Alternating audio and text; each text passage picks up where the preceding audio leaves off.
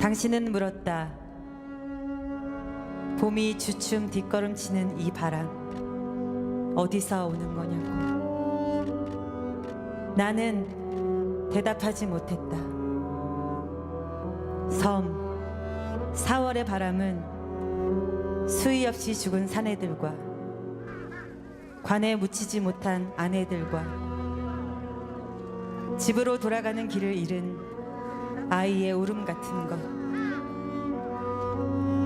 그러므로 당신이 서 있는 자리로부터 시작되는 당신의 바람의 집이었던 것.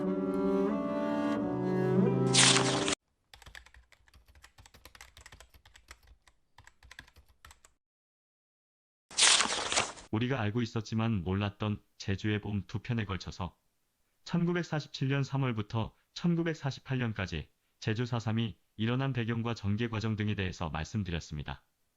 이번 편에서는 제주 4.3이 우리 민족의 최대 비극 6.25 한국전쟁과 맞물려 1954년 9월 21일까지 무려 7년 7개월 동안 총 3만여 명이 희생되는 비극과 지금을 사는 우리들에게 70여 년 전 제주 4.3은 어떤 의미인지에 대해서 한 번쯤 함께 생각해보는 시간이 되었으면 합니다.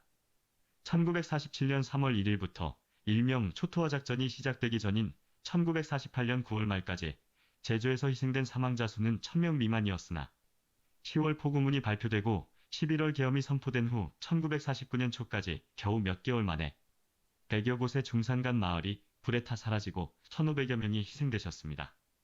1949년 3월 제주도지구 전투사령부가 설치된 후 사령관 유재응이 펼친 사면정책으로 한라산 등지에서 피신해 있던 제주 민중들이 하산했고, 이들은 성별, 나이 구분 없이 젊은 남자들은 물론이고 어린아이에서 노인들까지 모두 제주 읍내와 서귀포 임시수용소에 가두어졌습니다.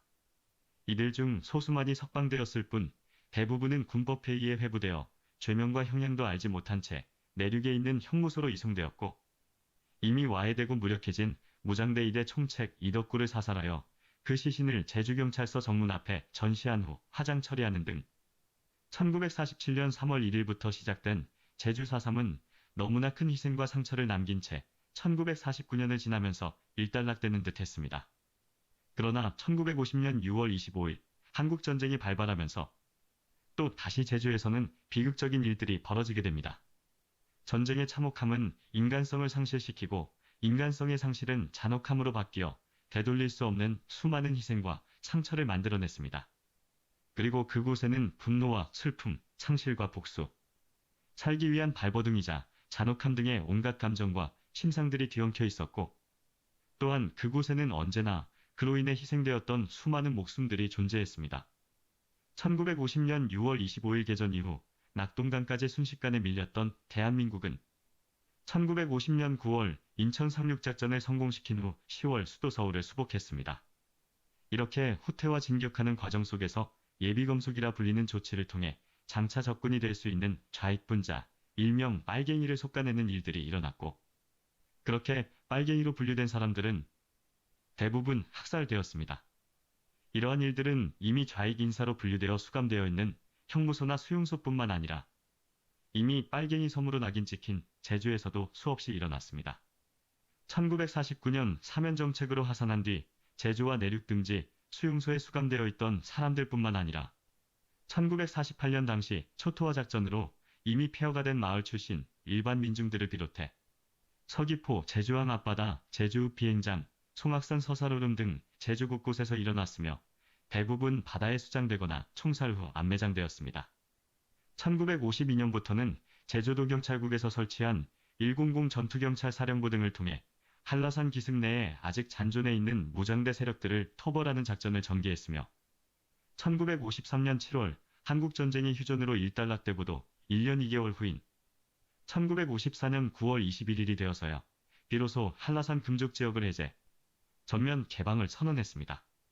그렇게 1947년 3월 1일부터 시작된 이 비극은 7년 7개월의 긴 시간 동안 총 3만여 명의 희생자를 만든 채 70여 년이 지난 지금까지도 제주 4.3으로 불리며 전해지고 있습니다. 역사에 있어서 어느 사건에 올바른 이름을 붙이는 것은 그 사건을 어떻게 인식하는지를 반영하며, 또한 그렇게 붙여진 이름은 이후 그 사건의 성격과 그에 대한 해석까지 전달하기 때문에 매우 중요하고 의미 있는 일입니다. 그렇다면 왜 70여 년 전 제주에서 7년 7개월이라는 긴 시간 동안 무려 3만여 명의 희생자를 남긴 이 비극적인 사건의 이름이 지금까지도 제주 4.3일 뿐 그 장소, 그 날짜에 일어난 일들을 규정하는 단어를 붙이지 못하고 있는 걸까요? 1948년은 재헌국회의원 선거, 재헌헌법 제정, 초대 대통령 선출 등 지금 우리나라 대한민국의 토대와 기틀을 마련하는 중요한 시기였습니다.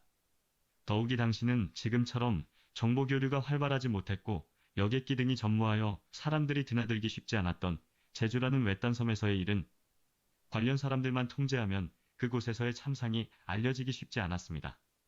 더욱이 이후 불어닥친 우리 민족의 최대 비극 한국전쟁으로 인해 이념 갈등은 극대화되었고 3년간 수백만이 희생된 전쟁이 종전되지 않은 채 휴전인 상황 속에서 민주주의와 자본주의 체제를 채택한 대한민국에서의 빨갱이라는 낙인은 수십 년 동안 꼬리표처럼 달라붙어 당사자를 비롯한 부모 자식은 물론이고 친지까지 밥줄을 끊고 심하게는 생명마저 위태롭게 만드는 것이었으며 지금까지도 분단된 한반도 속에서 분명 이러한 점을 때로는 국시로 때로는 정치적 무기로 활용해왔습니다. 더욱이 이러한 비극을 통해 수많은 가족과 친지, 동료, 친구들을 잃어버린 피해자들도 행여나 당신의 자녀나 가까운 사람들에게 해가 끼칠까 숨죽이며 살아오셨습니다. 이미 체제 경쟁은 끝났고 세계 속에서 당당하게 우뚝 선 지금의 대한민국에서 수만여 명이 희생된 이 비극적인 사건을 더 이상 이대로 내버려두지 말고 위로하고 안아줘. 이름조차 새기지 못한 이들의 비석 위에 이들의 안타까운 희생과 그동안 애써 모른 채 했던 마음들을 사죄하며 단지 제주 4.3이 아닌 올바른 이름을 새길 날이 하루빨리 찾아오길 기원하면서 1년 전인 2019년 제71주년 제주 4.3 희생자 추념식에서의 한 손녀와 할머니의 이야기로 마무리하려 합니다. 영상 끝까지 시청 부탁드립니다. 나의 살던 고향은 꽃 피는 산골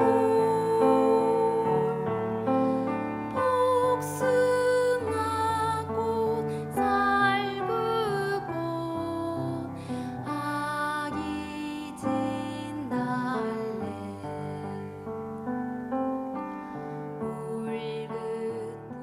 안녕하세요.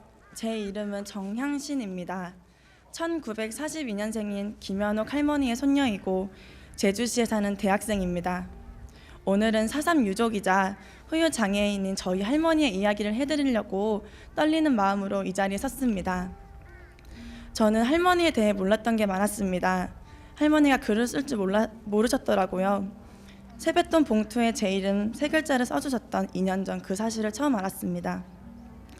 할머니 머리에 애기 주먹만한 움푹 파인 상처가 있는데요. 그게 4.3 후유 장애였다는 것도 작년 4월에야 알게 되었습니다.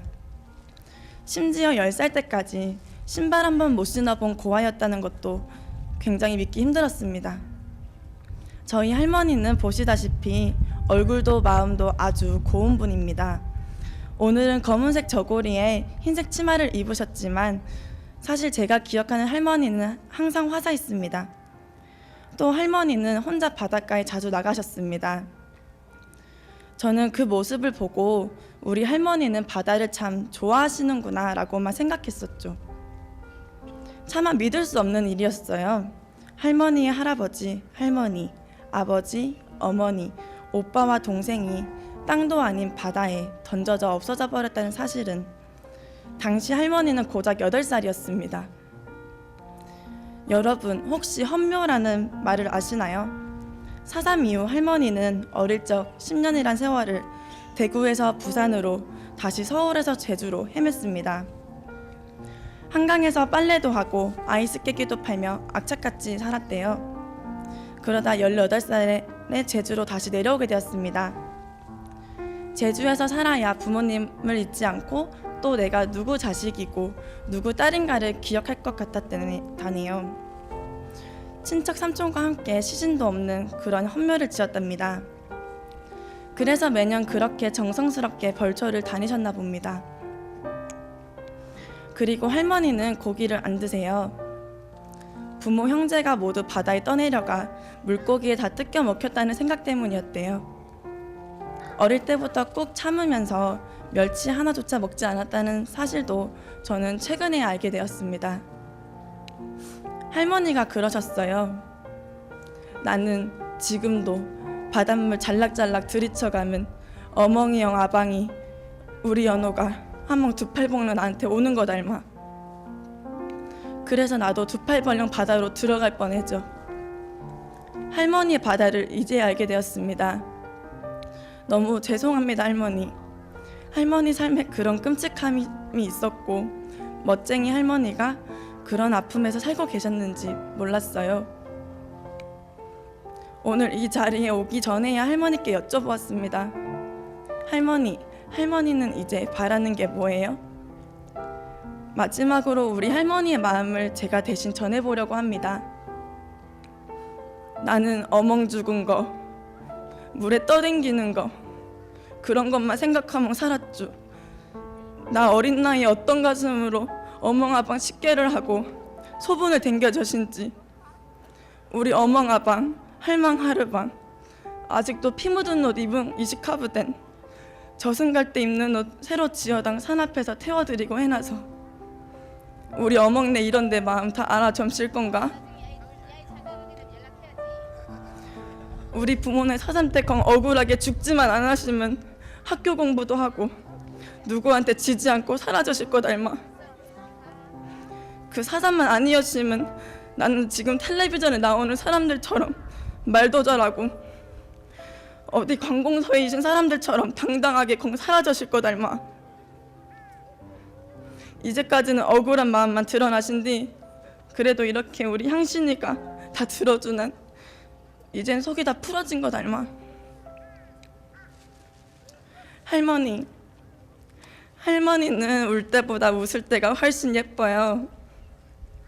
그러니 이제는 자식들한테 못해준 게 많다고 미안해하지 않았으면 좋겠습니다. 할머니는 그 힘든 시절을 묵묵히 견뎌온 멋진 사람이에요. 할머니 오늘 저랑 약속 하나만 해요. 앞으로는 울지 않고 매일매일 웃겠다고. 오늘 사삼 추념식에 참석해 주신 여러분들, 지금까지 저희 할머니 이야기 존중해 주고 경청해 주셔서 정말 감사드립니다.